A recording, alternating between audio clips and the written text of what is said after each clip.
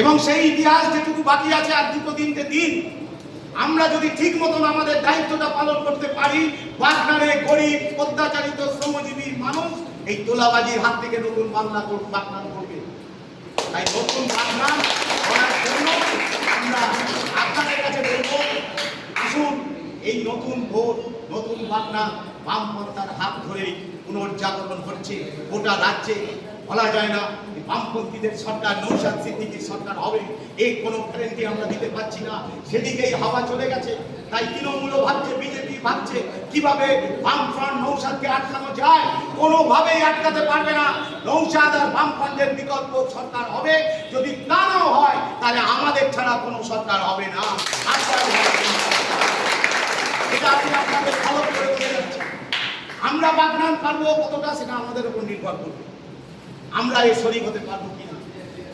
আমরা আমতাদের জয় আমাদের সুনিশ্চিত। আমতায় জয় একবারে লেখা হয়ে গেছে, শুধু সময়ের অপেক্ষা। কিন্তু বাগনানে আমরা একটু পিছিয়ে আছি। কেন পিছিয়ে আছি?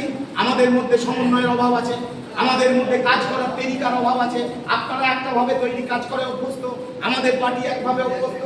আগামী দিনে এই দুটোকে এক করে শৃঙ্খল ছাড়া হারাবার কিছু নেই।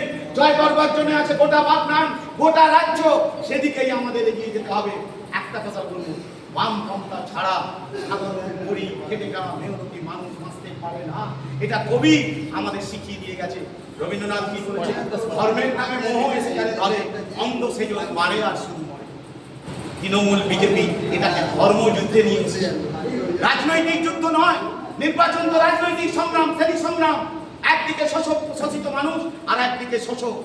1% শোষক আর 99% শোষিত মানুষের লড়াই নির্বাচন।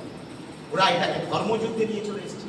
কারণ ধর্ম খুব কাছি বিষয়, সব মানুষের কাছে ধর্ম পবিত্র বিষয়।